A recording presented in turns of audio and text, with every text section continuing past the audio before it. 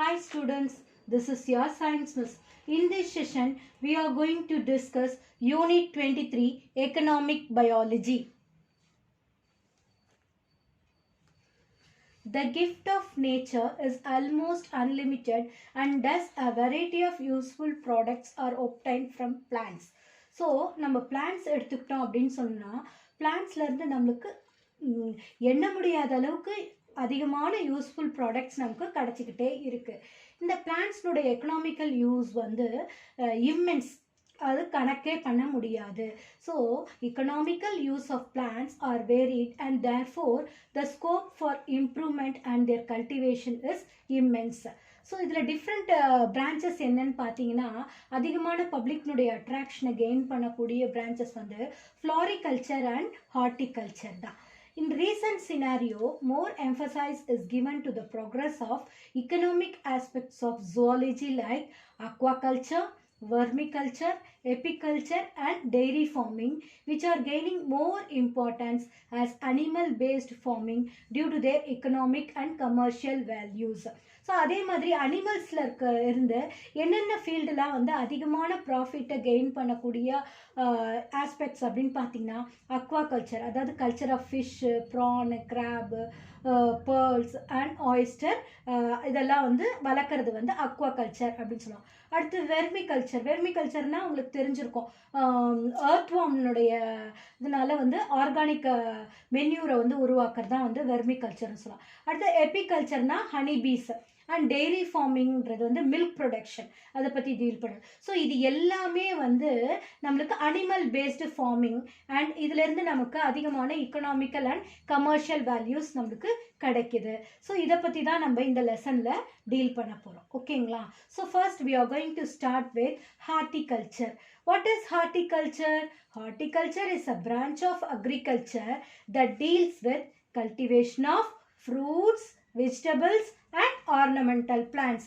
So horticultureல cultivation of fruits பற்றி படிக்கிறோம், வெஜிடபிள்ஸை பற்றி படிக்கிறோம் அண்ட் ஆர்னமெண்டல்ஸ். இது எல்லாத்தையுமே ஒரு அக்ரிகல்ச்சரில் இது ஒரு பார்ட் ஆஃப் தி பிரான்ச். ஓகேங்களா?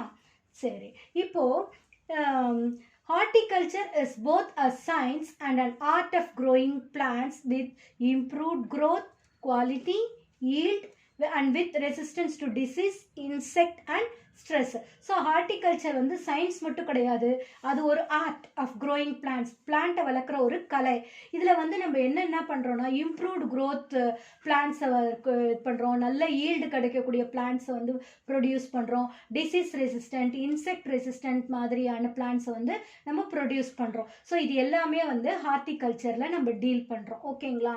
ஸோ ஹார்டிகல்ச்சர்னுடைய 4 மெயின் கிளாஸஸ் என்னென்ன அப்படின்னு பார்த்தீங்கன்னா, pomology means fruit farming, horticulture vegetable farming, floriculture flower farming, அடுத்து fourth one வந்து landscape gardening.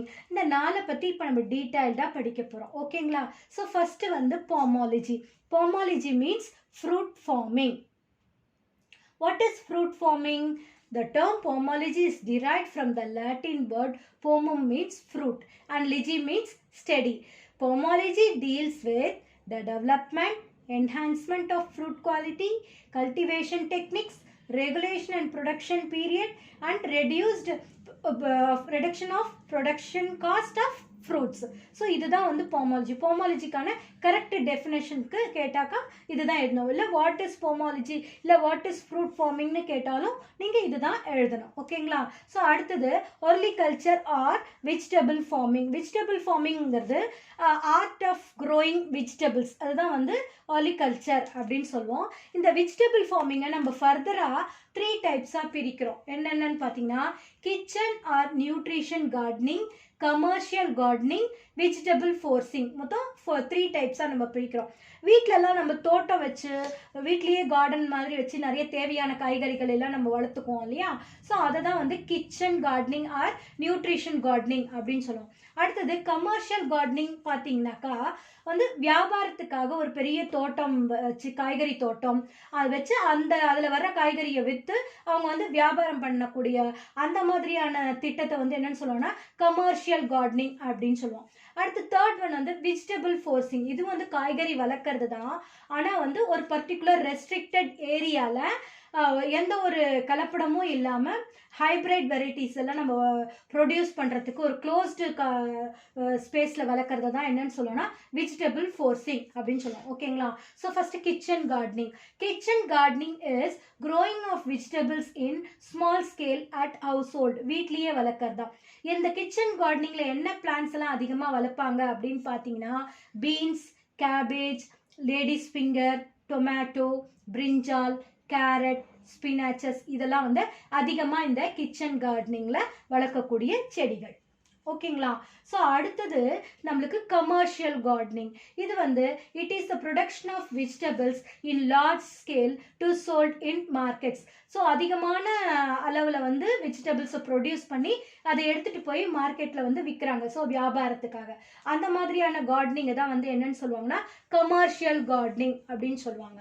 ஸோ கிராமப்புறங்கள்லாம் பார்த்தீங்கன்னா உழவர்கள் வந்து தான் உற்பத்தி பண்ண அந்த காய்கறி பழங்களை விற்கிறதுக்காக கவர்மெண்ட் வந்து ஒரு புது ஸ்கீமை வந்து லான்ச் பண்ணியிருக்கு.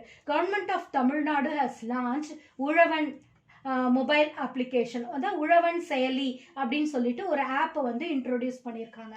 It can be used by farmers to gather information on farm subsidies, farm equipments, crop insurance and weather conditions. So அந்த இதில் வந்து தங்களுக்கு ஏற்பட்ட சந்தேகங்கள் எல்லாம் வந்து அவங்க அந்த உழவன் செயலியில் வந்து ஃபோன் பண்ணி கேட்கலாம். இல்லை அதில் கேட்டாங்கனாக்கா அவங்களுக்கு வந்து அந்த கிராப் இன்சூரன்ஸை பற்றி இன்ஃபர்மேஷன்லாம் கிடைக்கும். வெதர் கண்டிஷன்ஸ் எப்போ மழை பெய்ய போகுது, எப்போ க்ளவுடியாக இருக்கும், இந்த கிளைமேட்டுக்கு என்ன மாதிரியான கிராப்ஸ் எல்லாம் அவங்க வந்து வளர்க்கலாம், என்னென்ன மாதிரியான லோன் எல்லாம் அவங்க அவைல் பண்ணலாம், அந்த மாதிரியான நிறைய அவங்களுக்கு தேவையான இன்ஃபர்மேஷன்ஸ்லாம் வந்து அந்த ஆப்பில் அவங்களுக்கு கிடைக்கும். It also provides information on available stock of seeds and fertilizers in local government and private stores. So என்னென்ன ஃபர்டிலைசர்ஸ் எல்லாம் அவைலபிளாக இருக்குது, எப்போ வந்து வாங்கிக்கலாம், இந்த பர்டிகுலர் ப்ராப்ளம்க்கு இந்த ஃபர்டிலைசரை யூஸ் பண்ணுங்கள், அந்த மாதிரியான எந்த இன்ஃபர்மேஷனாக இருந்தாலும் ஃபார்மர்ஸ் வந்து அந்த செயலியில் வந்து தங்களுடைய டவுட்டை வந்து கேட்டு கிளியர் பண்ணிக்கலாம். ஓகேங்களா? ஸோ இது வந்து தமிழ்நாடு கவர்மெண்ட் வந்து லான்ச் பண்ணியிருக்காங்க. The next method is vegetable forcing. What is vegetable forcing? It is the method of growing vegetables in buildings, greenhouses, cold farms or under other artificial growing conditions. So artificial growing conditionsல அந்த செடிகளை வந்து வளர்க்குறாங்க, காய்கறிகள் எல்லாம் வந்து. So அந்த மாதிரி என்ன சொல்லுவோம்னா vegetable forcing அப்படின்னு சொல்லுவோம். இந்த வெஜிடபிள் ஃபோர்சிங் வந்து it is most intensive type of growing vegetable. என்ன மாதிரியான காய்கறி எல்லாம் இந்த வெஜிடபிள் ஃபோர்சிங்கில் நம்ம வந்து வளர்க்குறோன்னா கேபேஜ், டொமேட்டோ, பிரிஞ்சால். ஓகேங்களா? ஸோ இங்கே பார்த்தீங்கன்னா ஒரு கவர்டு ஏரியா இருக்குது, உள்ளுக்குள்ளே எந்த இன்செக்ட் எதுவுமே வராது. ஸோ ஒன்லி அவங்க விருப்பப்பட்டால் மட்டும்தான் கிராஸ் பாலினேஷன் நடக்கும், மற்றபடி செல்ஃப் பாலினேஷன் தான் நடக்கும். ஸோ இந்த மாதிரி ஒரு கவர்டு ஏரியாக்குள்ளே அவங்க வளர்க்குற அந்த அதை தான் வந்து என்னன்னு சொல்லணும்னா வெஜிடபிள் ஃபோர்சிங். இந்த வெஜிடபிள் ஃபோர்சிங்காக அவங்க ஏற்படுத்தி இருக்கிற அந்த ஏரியாவுக்கு பேர் க்ரீன் ஹவுஸ் இல்லைன்னா பாலி ஹவுஸ் அப்படின்னு சொல்லுவோம். வாட் இஸ் க்ரீன் ஹவுஸ் அப்படின்னு கேட்டால் it is a framed structure covered with transparent material to grow crops under partially or fully controlled environmental condition to get optimum growth and productivity. இதுதான் வந்து greenhouse or polyhouse கான correct definition. It is the fast growing sector in the agricultural worldwide. Worldwide இந்த greenhouse or polyhouse system வந்து ரொம்ப ஃபாஸ்ட்டாக வந்து develop ஆகி எல்லாருமே அதை லைக் பண்ணிட்டு இருக்காங்க வேர்ல்டுவைடாக. ஓகேங்களா? ஸோ இது எதனால அப்படின்னு பார்த்தீங்கன்னா இதுக்கு நிறைய அட்வான்டேஜஸ் இருக்குது. அட்வான்டேஜஸ் ஆஃப் க்ரீன் ஹவுஸ் பார்த்தீங்கன்னா டிசீஸ் ஃப்ரீ பிளான்ஸ். ஸோ இது ஃபுல்லாக ஒரு கவர்டு ஏரியாக்குள்ளே வளர்க்குறதுனால அந்த இடத்துல என்ன ஆகும்னா எந்த நோய்களும் வந்து நம்மளுக்கு வர்றதுக்கு இப்போ பாருங்கள் இந்த கவர்டு ஏரியா ஃபுல்லாக கவர் ஆகிருக்கா, உள்ளுக்குள்ளே இருக்க செடிங்க. ஸோ எந்த பூச்சி எதுவும் வராது, எந்த பேத்தோஜன்ஸும் வந்து என்ட்ரு ஆகிறதுக்கு வாய்ப்பே இல்லையா. அதனால் டிசீஸ் ஃப்ரீ பிளான்ஸை நம்ம வந்து கண்டினியூஸாக ப்ரொடியூஸ் பண்ணலாம். அண்ட் அதனுடைய water requirement for crop is very less. ரொம்ப கம்மியான தண்ணி இருந்தாலே போதும், இந்த செடிங்கள்லாம் நல்லா வளர்ந்துடும். Yield is very high compared to outdoor cultivation. Outdoor கல்டிவேஷனில் இருக்கக்கூடிய செடிகளில் வர ஈல்டை விட இதில் அதிகமான ஈல்டு இருக்குது. ஏன்னாக்கா வந்து இதில் வந்து நம்மளுக்கு வீட்ஸ் எல்லாம் எதுவுமே இருக்கவே இருக்காது. அதனால ஃபுல்லாக எல்லா வாட்டர் எல்லா நியூட்ரியன்ட் எல்லாமே இந்த பிளான்ட் யூஸ் பண்ணிக்கிறதுனால இந்த பிளான்ட்ல வந்து ஈல்டு வந்து அதிகமாக இருக்கும். அடுத்தது limited pesticide is needed. Pesticide ரொம்ப கம்மியாக தான் தேவைப்படும். It protect plants from uncertain weather. uncertain weatherல இருந்து இந்த covered area வந்து இந்த plants வந்து protect பண்ணுது. ஸோ இந்த இதெல்லாம் தான் வந்து advantages of greenhouse. ஸோ இந்த advantagesஆல தான் இந்த greenhouse அதாவது vegetable forcing method world wide எல்லாருமே வந்து என்கரேஜ் பண்ணிட்டு இருக்காங்க ப்ரெசண்டா. ஓகேங்களா? So the next part of the horticulture is floriculture or flower forming. What is floriculture? Floriculture is the art of cultivation of flowering and ornamental plants in garden for beauty or floricity. So it is growing traditional flowers, cut flowers, bedding plants, foliage potted plants, arboriculture, trees, turf grass for beautification and value added products. So இது எல்லாமே வந்து floricultureல include ஆயிருக்கு. ஓகேங்களா? So இங்கே பார்த்தீங்கன்னா ஒரு covert ஏரியாக்குள்ளே வந்து அந்த நிறைய ரோஜா செடி, இந்த ஜாஸ்மின் அந்த மாதிரியான ஃப்ளவர்ஸை வந்து வளர்க்கறது தான் வந்து என்னன்னு சொல்லுவோம்னா ஃப்ளவர் ஃபார்மிங் அப்படின்னு சொல்லுவோம். ஸோ இங்கே இந்த இன்ஃபோபிக்ஸில் பார்த்தீங்கன்னா பிரதான் மந்திரி ஃபாசல் பீமா யோஜனா அப்படிங்கிறது கவர்மெண்ட் இன்ட்ரோடியூஸ் பண்ணியிருக்கக்கூடிய ஒரு scheme. It is an agricultural crop insurance scheme of Indian government. Indian government வந்து அந்த கிராப்கான ஒரு இன்சூரன்ஸ் ஸ்கீமை வந்து இன்ட்ரோடியூஸ் பண்ணியிருக்காங்க. Under the scheme the central government provides the insurance covers and financial assistance to the farmers. So இந்த திட்டத்தின் கீழே அவங்க விவசாயிகள் வந்து தனக்கு தேவையான உதவித்தொகையெல்லாம் வந்து கவர்மெண்ட் கிட்ட இருந்து வாங்கிக்கலாம். ஸோ இந்த ஸ்கீம் வந்து it was launched on 18th February 2016. ஓகேங்களா? So uses of the flowers. So எல்லாருக்குமே ஃப்ளவர்ஸ் ரொம்ப பிடிக்கும் அப்படிங்கதானே? ஸோ இங்கே ஃப்ளவர்ஸ்னுடைய யூசஸ் என்னென்ன அப்படின்னு பார்த்தீங்கன்னா flowers are used for decoration purpose. So எந்த ஒரு ஃபங்க்ஷனாக இருந்தாலும் கண்டிப்பாக அதுக்கு டெக்கரேட் பண்ணுறதுக்கு நம்மளுக்கு ஃப்ளவர்ஸ் ரொம்ப தேவை. It is also used for personal need and religious and ceremonial offerings. எந்த ஒரு பண்டிகையாக இருந்தாலும், எந்த ஒரு விசேஷமாக இருந்தாலும், திருவிழாவாக இருந்தாலும் அந்த இடத்துல வந்து பூ இல்லாமல் எதுவுமே நடக்காது இல்லையா? So flowers are very very important. They impart colour and beauty to the garden. அதுலேருந்து அது இந்த ஃப்ளவர்ஸ்னுடைய அந்த கலர்ஸு, அதனுடைய பியூட்டி, அதனுடைய ஓடர் எல்லாமே வந்து ரொம்ப ப்ளசண்ட்டாக இருக்கும். Apart from that they increase countries economy. நம்ம நாட்டினுடைய வருவாயை அதிகரிக்கிறதுக்கு இது ரொம்ப நம்மளுக்கு யூஸ்ஃபுல்லாக இருக்குது. And the fourth part of the horticulture is landscape gardening. Landscape gardening ங்கிறது உங்களுக்கு இந்த ஃப்ளவர் ஷோலெல்லாம் நீங்கள் பார்த்துருப்பீங்க. Landscape horticulture is the study of designing and constructing landscape in homes, business firms and public areas to intimate natural scenery. So இந்த பிக்சரை பார்த்த உடனே உங்களுக்கு தெரிஞ்சிருக்கும் லேண்ட்ஸ்கேப் கார்டனிங் அப்படிங்கிறது இந்த செடிகளை நல்லா வளர்த்துட்டு அந்த டிஃப்ரெண்ட் ஷேப்பில் வந்து அதை கட் பண்ணி அழகுக்காக வளர்க்கக்கூடியது. அதுதான். அதே மாதிரி இந்த புல்லெல்லாம் கூட அதிகமாக வளர்த்துட்டு அதை வந்து டிஃப்ரெண்ட் ஷேப்பில் வந்து கட் பண்ணி விட்டு அழகாக அதை வந்து மெயின்டைன் பண்ணுவாங்க. அந்த டைப் ஆஃப் கார்டனிங் தான் என்னன்னு சொல்லுவாங்கன்னா லேண்ட்ஸ்கேப் கார்டனிங் அப்படின்னு சொல்லுவாங்க. ஸோ லெசனுடைய ஒரு சின்ன ஃபீட்பேக் பாருங்கள். Horticulture that is growing plants. ஓகேங்களா? ஸோ ஹார்டிகல்ச்சர்னுடைய 4 பிரான்ச்சஸ் என்னென்ன அப்படின்னு பார்த்தீங்கன்னா pomology, olericulture, floriculture, landscape gardening. So pomology means fruit farming. இந்த ஃப்ரூட்ஸ் எல்லாம் வந்து நம்ம தோட்டத்தில் வளர்க்குறத தான் வந்து என்னன்னு சொல்லுவாங்கன்னா ஃப்ரூட் ஃபார்மிங், இல்லைனா வந்து பொமாலஜி அப்படின்னு சொல்கிறோம். அடுத்தது ஹார்டிகல்ச்சர், வெஜிடபிள் ஃபார்மிங். வெஜிடபிள் ஃபார்மிங்கில் நம்ம 3 டைப்ஸ் படித்தோம் அப்படி தானே?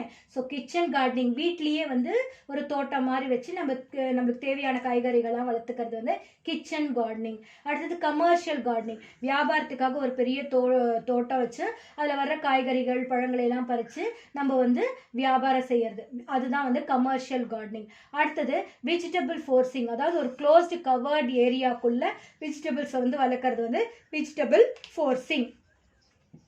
அடுத்து ஃப்ளாரிகல்ச்சர், அது ஃப்ளவர் ஃபார்மிங்.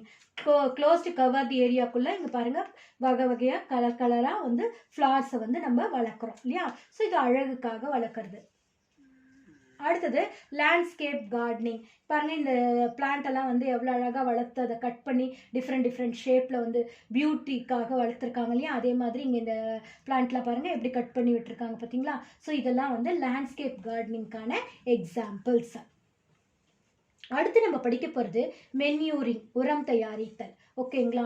ஸோ இங்கே பாருங்கள், பூமியை கொத்தி விடும்போதே வந்து அழகாக வந்து அந்த அடியில் இருக்கக்கூடியதெல்லாம் வந்து டீகே ஆகி நம்மளுக்கு அதுவே வந்து ஒரு மென்யூராக மாறிடுது இல்லையா. ஸோ இது வந்து மென்யூரிங். மென்யூரிங்கில் கம்போசிங் வந்து ஒரு இம்பார்ட்டன்ட் பார்ட். நம்ம வீட்லேயே கூட நம்ம மென்யூர் தயாரிக்கலாம். ஸோ ஒரு குழி மாதிரி இதில் ஒரு தொட்டியில் வந்து மண்ணை போட்டுட்டு அதில் வந்து நம்ம வீட்டில் யூஸ் பண்ணுற காய்கறி தோல், பழம், அதனுடைய தோல், முட்டை ஓடு, எல்லா ஆர்கானிக் வேஸ்ட்டையும் வந்து அதில் போட்டு க்ளோஸ் பண்ணி வச்சிட்டோம்னா அது அப்படியே கம்போஸ் ஆகி நம்மளுக்கு மென்யூராக மாறிடும். அதுதான் கம்போசிங் அப்படின்னு சொல்லுவோம். ஸோ அடுத்தது க்ரீன் மென்யூரிங். இப்போ அறுவடை செஞ்சதுக்கப்புறம் அந்த நிலத்தை அந்த குட்டி குட்டி செடிங்களை அதனுடைய ஸ்டெம்மு ரூட்டு எல்லாம் அப்படியே அந்த சாயிலில் ப்ரெசென்ட் ஆகிருக்கும் இல்லையா, அதை வந்து கொஞ்ச நாள் காய விட்டுட்டு அப்படியே கொத்தி விட்டோம்னா அந்த ரிமைனிங்ஸ் ஆஃப் அந்த பிளான்ட்டினுடைய பார்ட்ஸே வந்து அந்த சாயிலுக்கு வந்து ஒரு மென்யூராக மாறிடும். அதை வந்து நம்ம க்ரீன் மென்யூரிங் அப்படின்னு சொல்லுவோம். So we are going to start with manuring, that is biomanuring. Organic manures are predominant derived from plant debris, animal feces and microbes. ஓகேங்களா. ஸோ இதில் இருந்தெல்லாம் தயாரிக்கிறதா வந்து ஆர்கானிக் மென்யூர் அப்படின்னு சொல்லுவோம். ஸோ இந்த ஆர்கானிக் மென்யூர்னு எடுத்துக்கிட்டோம்னா அனிமல் மென்யூர். அனிமல் மென்யூரில் நம்மளுக்கு 2 types of manure வந்து ரொம்ப இம்பார்ட்டண்ட். எதுன்னு பார்த்தீங்கன்னா farm yard manure and sheep and goat manure. Farm yard manure அப்படிங்கிறது it is a mixture of cattle dung, urine, litter material and other dairy waste. So அந்த நிலத்தில் ஆடு மாடுகளெல்லாம் மேய விடுவாங்க இல்லையா, ஸோ அந்த நிலத்தில் இருக்கக்கூடிய பயிர்களினுடைய மிச்ச மீதி ரிமைனிங்ஸு அண்ட் அந்த மேயிற ஆடு மாடுனுடைய டங்க்கு, அதனுடைய யூரின், அந்த வேஸ்ட்டு எல்லாமே வந்து அந்த பூமிக்கு வந்து ஒரு உரமாக மாறிடும். அதுதான் வந்து ஃபார்ம் யார்ட் மென்யூர் அப்படின்னு சொல்லுவோம். ஸோ இந்த form yard மென்யூரில் 0.5% nitrogen, 0.2% potash and 0.5% of available potash. ஓகேங்களா. ஸோ இது எல்லாமே வந்து ப்ரெசென்ட் ஆகிருக்கும். அடுத்தது ஷீப் அண்ட் கோட் மென்யூர்னு எடுத்துக்கிட்டோம்னா அதில் அதிகமான நியூட்ரியன்ட் கான்டென்ட் இருக்கும். ஃபார்ம் யார்ட் மென்யூரை விட அதிகமான நியூட்ரியன்ட் கான்டென்ட் இருக்கும். ஏன்னா 3% of the nitrogen and 1% of phosphorus pentoxide and 2% of potassium oxide அதிகமாக ப்ரெசென்ட் ஆகிருக்கிறதுனால ஸோ இந்த ஷீப் அண்ட் கோட் மென்யூர் வந்து அதிகமாக வந்து ப்ரிஃபர் பண்ணுறாங்க அக்ரிகல்ச்சரில். ஓகேங்களா. ஸோ த நெக்ஸ்ட் ஒன் வந்து கம்போஸ்ட். கம்போஸ்ட்டுங்கிறது compost is a soil conditioner as well as fertiliser that is rich in nutrients. So வீட்டில் ஒரு குழியில் குப்பை இந்த காய்கறியினுடைய வேஸ்ட்டு அதெல்லாம் போட்டு அப்படியே டம்ப் பண்ணி மூடி வச்சுருவாங்க. கொஞ்ச நாள் அது எல்லாமே டீகம்போஸ் ஆகி மென்யூராக மாறிடும். அதுக்கப்புறம் அதை வந்து அவங்க இந்த லேண்டுக்கு அவங்களுடைய ஃபார்முக்கெல்லாம் வந்து யூஸ் பண்ணிக்குவாங்க. அதுதான் வந்து என்னன்னு சொல்லுவோம், கம்போஸ்ட் அப்படின்னு சொல்லுவோம். அடுத்தது க்ரீன் மென்யூர். க்ரீன் மென்யூர் எடுத்துக்கிட்டோம்னா green manure is obtained by collection and decomposition of green leaves, twigs of trees, field burns, etc. இந்த green manure வந்து எதுக்கு யூஸ் பண்ணுறோம்? It improves soil structure, increases water holding capacity and decreases soil loss by erosion. சரிங்களா. So சாயிலுடைய ஸ்ட்ரக்சரை வந்து improve பண்ணும், அந்த சாயிலுடைய water holding கெப்பாசிட்டியை அதிகப்படுத்தும், அதே நேரத்தில் அந்த சாயில் இரோஷன் ஆகாமல் தடுக்கும். இதெல்லாம் வந்து க்ரீன் மென்யூர் பண்ணுறதுனால அதிகமான மக்கள் வந்து அந்த க்ரீன் மென்யூரை ப்ரிஃபர் பண்ணுறாங்க.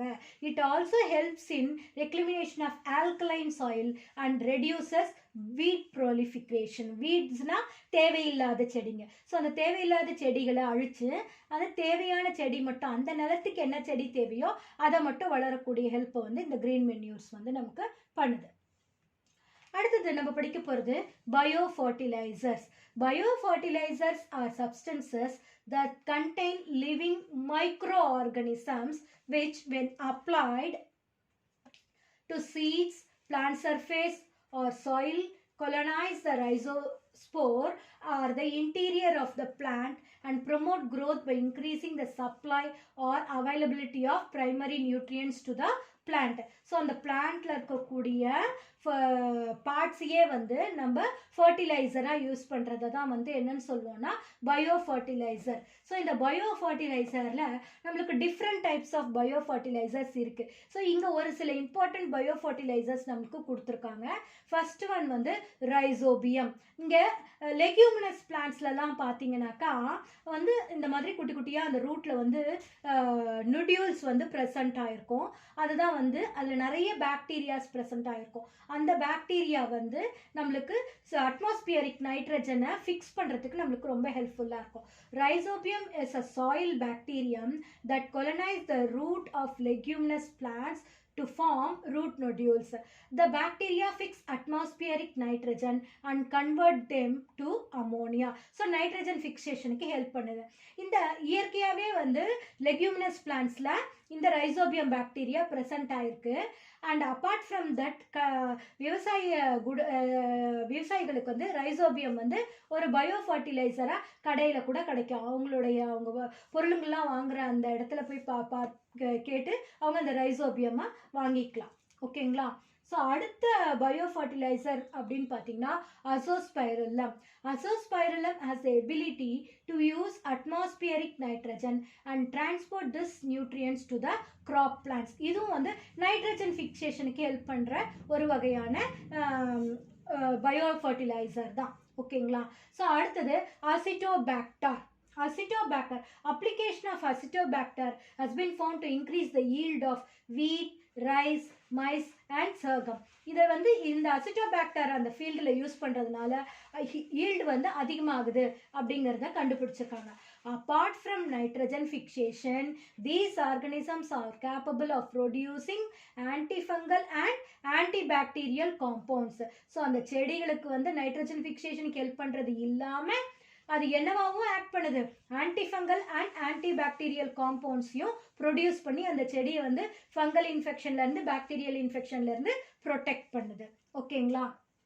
சரி, அடுத்தது நம்ம படிக்க போகிற பயோ ஃபர்டிலைசர் என்னன்னு பார்த்தீங்கன்னா மைக்கோரைசியா. இது வந்து அசோசியேஷன், சிம்பியாட்டிக் அசோசியேஷனோட ஒரு plant. These fungi have symbiotic association with the roots of vascular plants. அந்த ஜிம்னோஸ்போமிக் பிளான்ட்னுடைய ரூட்ஸில் ப்ரெசென்ட் ஆகிருக்கும் இந்த மைக்கோரைசியா அப்படிங்கிறது. அதில் ப்ரெசென்ட் ஆகிருக்கிற அந்த ஃபங்கை தான் வந்து நம்மளுக்கு பயோ ஃபர்டிலைசராக ஹெல்ப் பண்ணுது. இது எப்படி பயோ ஃபர்டிலைசராக நம்மளுக்கு ஆக்ட் பண்ணுது அப்படின்னு பார்த்தீங்கன்னா, the increases the uptake of phosphorus. அதிகமான பாஸ்பரஸ் பிளான்ட்க்கு கிடைக்கிறதுக்கு ஹெல்ப் பண்ணுது. எந்த பிளான்ட்லலாம் இது ரொம்ப யூஸ்ஃபுல்லாக இருக்குன்னா சிட்ரஸ் அண்ட் பப்பையா பிளான்ட்ஸில். அடுத்த பயோ ஃபர்டிலைசர் வந்து azolla. Azolla is a free-floating aquatic fern found on water surface having a cyanobacterial symbiotic association with Anabenna. Anabennaங்கிற ஒரு பாக்டீரியல் சைனோபாக்டீரியாவோட இந்த அசோலா ஒரு ஃப்ரீ ஃப்ளோட்டிக் அக்வாட்டிக் ஃபர்ன் பிளான்ட். இது ரெண்டும் வந்து சிம்பியாட்டிக்காக என்ன செய்யும், நம்மளுக்கு பிளான்ட்டுக்கு பயோ ஃபர்டிலைசராக ஆக்ட் பண்ணும். இது வந்து நைட்ரஜன் ஃபேக்ட்ரி மாதிரி அந்த அட்மாஸ்பியரில் இருக்கக்கூடிய நைட்ரஜனை ஃபிக்ஸ் பண்ணி அந்த பிளான்ட்ஸ்க்கு தேவையான யூசபிள் நைட்ரஜனாக மாற்றி கொடுக்குற வேலையை தான் வந்து இந்த அசோலா நம்மளுக்கு செய்யுது. ஓகேங்களா? ஸோ நம்மளுடைய இந்தியன் கவர்மெண்ட்டு பயோ ஃபர்டிலைசர் ஸ்கீம்னு ஒரு ஸ்கீம் வந்து இன்ட்ரோடியூஸ் பண்ணியிருக்காங்க. Tamil Nadu government has recently launched bio fertilizer scheme. It is aimed at better management of natural farming and help to boost and maintain soil fertility. So இந்த organic ஃபார்மிங்லாம் சொல்கிறாங்க இல்லையா? So அந்த மாதிரி organic ஃபார்மிங்கில் இந்த bio ஃபர்டிலைசர்ஸை chemical ஃபர்டிலைசர்ஸ்க்கு ஆல்டர்னேட்டிவாக use பண்ணலாம். இந்த ஸ்கீமை நம்ம தமிழ்நாடு கவர்மெண்ட் ரீசெண்டாக வந்து லான்ச் பண்ணியிருக்காங்க. ஓகேங்களா? சரி, அடுத்து நம்ம படிக்க போகிற டாபிக் வந்து மெடிசினல் பிளான்ட்ஸ்.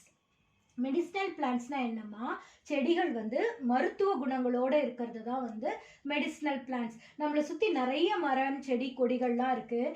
அந்த ஒவ்வொரு செடிக்கும் ஒவ்வொரு வகையான குணம் இருக்குது. அது நம்மளுக்கு வந்து அதனுடைய மெடிசினல் வேல்யூ நம்மளுக்கே தெரியாமல் இருக்கு இல்லையா? So the history of the medicinal plant is as old as the history of human being. நம்மளுடைய இந்தியாவை பொறுத்த வரைக்கும் அந்த காலத்தில் சித்தர்கள்லாம் வந்து நிறையா பிளான்ட் ப்ராடக்ட்ஸ் தான் வந்து மருந்துகளாக பயன்படுத்தி இருக்காங்க. All the major system of medicine such as Ayurveda, Yoga, Unani, Siddha, homeopathy எல்லாம் சேர்ந்தது தான் ஆயுஷ் அப்படின்னு சொல்லுவோம். Use drugs obtained from plants and animals. எந்த ஒரு சிஸ்டம் ஆஃப் மெடிசனாக இருந்தாலும் அதில் யூஸ் பண்ணுற அந்த ட்ரக்ஸ் வந்து எதுலேருந்து obtain பண்ணதாக தான் இருக்கும். ஒன்று பிளான்ட்ல இருந்து இருக்கணும், இல்லைனா அனிமல்ல இருந்து வந்ததாக தான் இருக்கணும். சரிங்களா? These drugs from medicinal plants are called secondary metabolites. ஓகேங்களா? சரி, அடுத்தது phytochemistry. What is phytochemistry? Phytochemistry is the study of phytochemicals, which are chemical substances derived from various parts of the plant. So நம்ம அடுத்து படிக்க போகிறது நம்மளை சுற்றி நம்ம வீட்டுக்கிட்ட இருக்கக்கூடிய ஒரு சில செடிகள் அதனுடைய மெடிசினல் வேல்யூஸும் படிக்க போகிறோம். ஸோ கற்றாழை, நம்ம ஆலோவேரா சொல்லுவோம் இல்லையா? ஸோ அந்த பிளான்ட்டு நம்மளுக்கு வந்து அதில் வந்து என்ன ட்ரக் வந்து ப்ரொடியூஸ் பண்ணுறாங்க? ஆந்த்ராக்யோனைன்ஸுங்கிற ட்ரக் வந்து யூஸ் பண்ணுறாங்க. அதனுடைய லீஃப்லேருந்து எடுக்கிறாங்க. அது எதுக்கு யூஸ் ஆகுது? Heals wound, skin diseases, cancer and psoriasis. So இதுக்கெல்லாம் வந்து இந்த ஆலோவேரா பிளான்ட்டை வந்து நம்ம யூஸ் பண்ணுறோம். தமிழில் வந்து கற்றாழைன்னு சொல்லுவாங்க. அடுத்து எல்லாருக்குமே தெரிஞ்ச வந்து ஆசிமம் பிளான்ட் வந்து துளசி. இந்த துளசி இலை எதுக்கு யூஸ் பண்ணுவாங்க? கோல்டு, ஃபீவர் வராமல் இருக்கிறதுக்காக யூஸ் பண்ணுவாங்க. அடுத்தது நன்னாரி அப்படிங்கிற பிளான்ட், அதனுடைய ரூட்டு வந்து ஜூஸ்லாம் தயாரிக்கிறதுக்காக டெர்பைன் அப்படிங்கிற ட்ரக் வந்து அதுலேருந்து தயாரிக்கிறாங்க. பாக்டீரியல் இன்ஃபெக்ஷன், டயரியால இருந்தெல்லாம் வந்து நம்மளை ப்ரொடெக்ட் பண்ணிக்கிறதுக்கு இந்த நன்னாரி வந்து ரொம்ப யூஸ்ஃபுல்லாக இருக்குது. அடுத்தது நிலவேம்பு. இப்போ எல்லாருக்குமே நிலவேம்பு கஷாயத்தை பற்றிலாம் தெரிஞ்சிருக்கோம் இல்லையா? ஸோ நிலவேம்பு டெர்பனாய்ட்ஸ் அப்படிங்கிற ட்ரக் வந்து இதுலேருந்து தயாரிக்கிறாங்க. அந்த பிளான்ட்டினுடைய ஃபுல் பார்ட்ஸுமே நம்மளுக்கு அதுக்கு யூஸ் பண்ணிக்கிறோம்.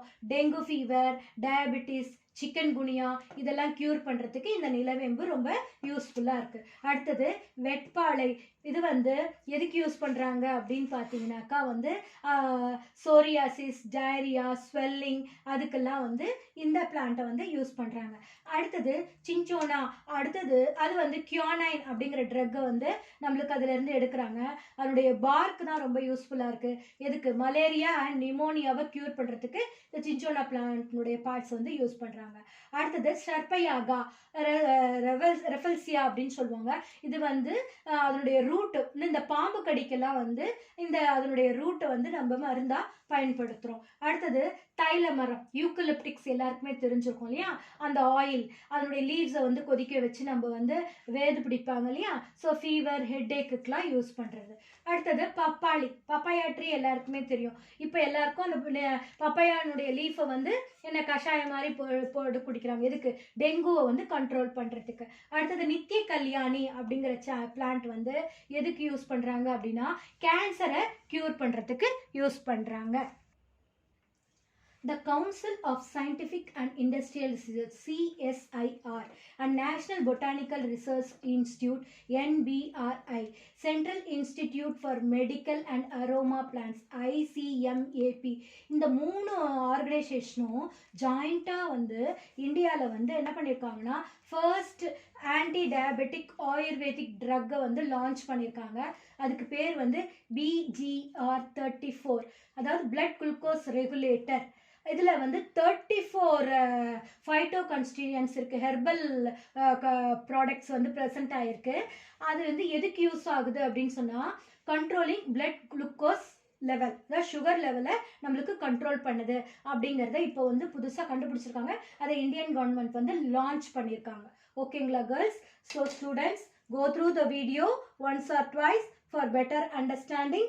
Remaining part of the lesson will be continued in next videos. Thank you, students.